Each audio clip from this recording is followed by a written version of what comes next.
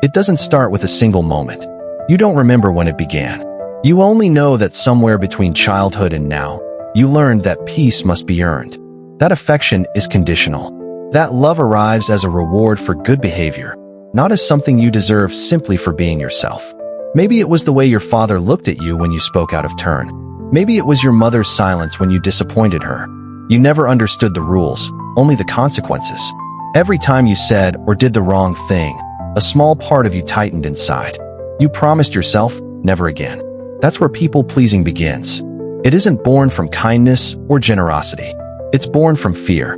When love feels uncertain, your body learns that keeping others happy is the only way to stay safe. You start believing that your worth depends on harmony, that peace is your responsibility, and that being good means being quiet.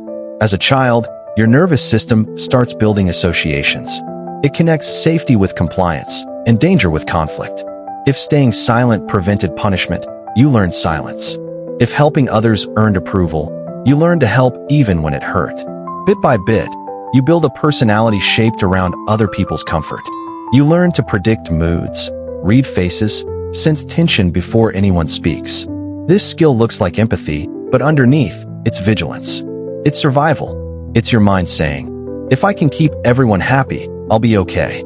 But as you grow older, that survival strategy turns into a prison. You carry it into friendships, into work, into love. You find yourself saying yes when you mean no. You agree just to avoid the awkward pause. You replay conversations in your head, worrying that you might have said something wrong. You overthink texts, tone, silence. You call it caring, but really, it's fear. Fear that if someone gets upset, you'll lose them. Fear that being honest will make you unlovable. Fear that setting a boundary will make you alone. That fear runs deep because it was planted early. It grew in a home where emotions were unpredictable, where love sometimes felt like a reward and sometimes like a test. When affection is inconsistent, children don't think, my parents are struggling. They think, something must be wrong with me. So they try harder. They become helpful, polite, obedient. They learn to earn love instead of expecting it. And that's how people-pleasing hides in plain sight. It wears the mask of goodness. You're praised for being thoughtful, reliable, calm. People say you're easy to be around. But what they don't see is the quiet panic underneath, the constant scanning, the pressure to hold the world together. You become the peacemaker, the fixer, the one who never complains. And everyone loves you for it, except you. Inside, you're tired. You've been holding your breath for years. You tell yourself it's just who you are, kind, patient, selfless. But the truth is, you're scared. You've confused kindness with compliance, compassion with control, peace with silence. And that's not your fault. It's the language you were taught. When your childhood teaches you that love is fragile, you learn to tiptoe through life, always careful not to disturb it. But love that demands silence isn't love. It's fear wearing a gentle face. Many people pleasers think they're being generous. They say, I just care too much. They say, I don't like conflict. But beneath those words lies an old wound. The belief that your needs are too much, that your feelings cause harm, that being yourself is risky. So you become smaller. You laugh when you want to cry. You agree when you want to argue. You say, it's fine, when it isn't. You carry everyone's emotions until there's no space left for your own. And one day, you look in the mirror and realize you don't even know what you like anymore. You don't know what you want, what you need, what you believe. Because your life has been built around keeping everyone else comfortable. That's the cost of people-pleasing, the quiet disappearance of your true self. But here's something most people never tell you. People-pleasing isn't a flaw. It's a coping mechanism that outlived its purpose. It was a smart, protective strategy when you were small and powerless. It kept you safe. It kept you loved, or at least, it felt that way. But you're not that child anymore. You don't need to earn love by disappearing. Your body doesn't know that yet. It still flinches at disapproval. It still floods with anxiety when someone frowns.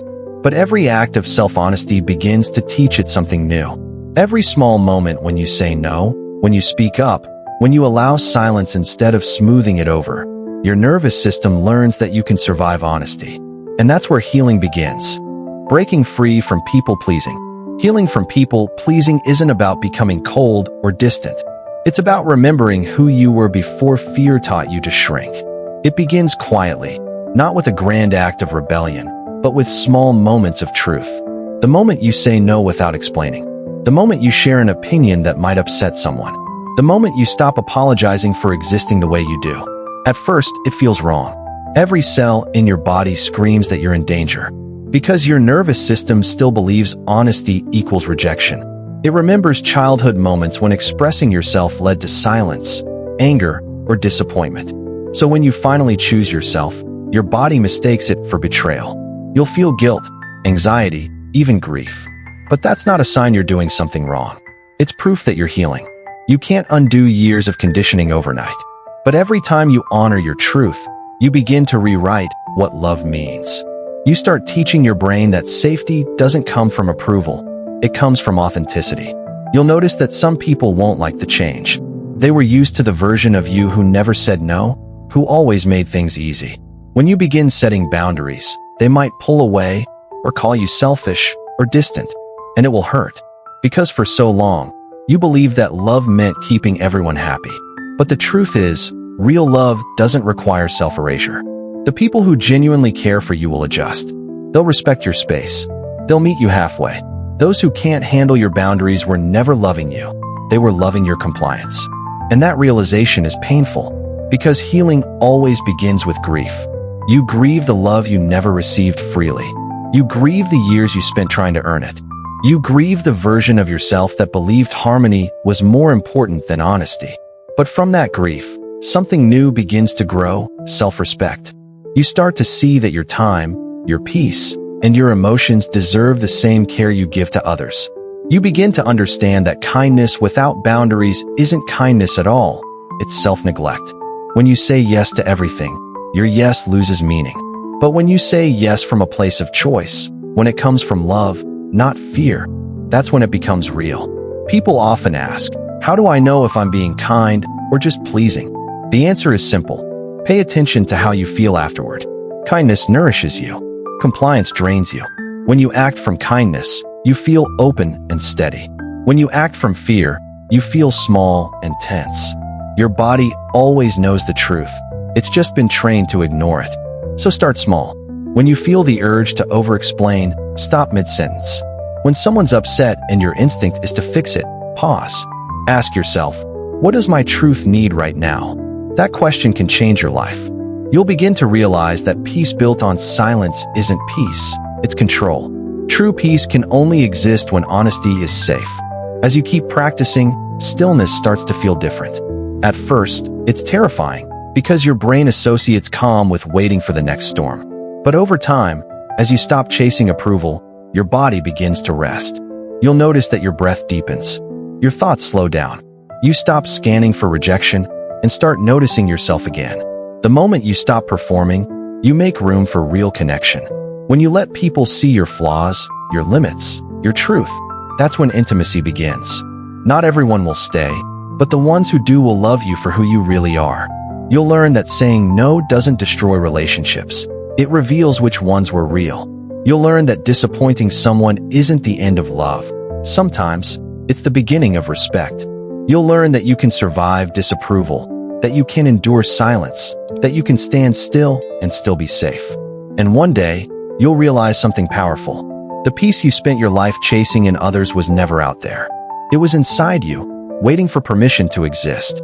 Because being a people pleaser was never about other people. It was about your younger self, trying to feel safe. Healing means becoming the adult that child needed. Someone who says, you don't have to earn love. You already are it. That's the moment you stop pleasing and start living. You stop trying to be perfect. You stop trying to be easy. You start trying to be real. You deserve relationships that don't demand you disappear. You deserve love that feels calm, not conditional. You deserve to exist fully, messy, emotional, honest, human. And when you finally believe that, when you trust that you can be loved as you are, you'll understand the truth your childhood never taught you. Peace doesn't come from keeping everyone happy. It comes from being whole, even if that wholeness makes waves. That's when you stop being a people pleaser, and you start being a person again, coming home to yourself. There will come a quiet morning when you wake up and realize you no longer feel the urge to prove yourself. The room feels lighter, the air softer. You no longer rush to fill the silence or smooth over discomfort. For the first time in a long time, peace doesn't feel like something you have to earn. It simply exists because you do. That's what healing really is. It isn't loud. It isn't glamorous. It's a slow returning, a gentle remembering of who you were before fear taught you to hide.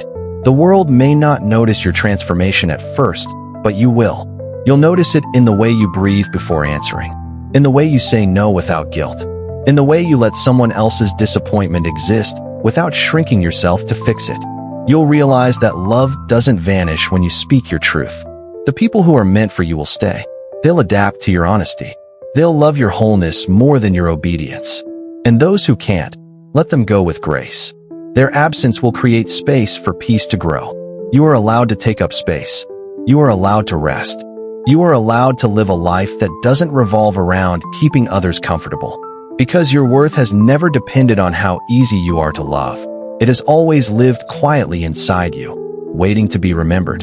So when the old patterns whisper, when you feel that familiar pull to please, to perform, to disappear, pause. Take a breath. Place a hand over your heart and remind yourself, I am safe. I am allowed. I am enough. That is the real freedom, not needing to be perfect, but daring to be real. Because the truth is, you were never meant to be everyone's peacekeeper. You were meant to be your own. And when you finally return to yourself, not smaller, not quieter, but whole, that's the moment your story truly begins.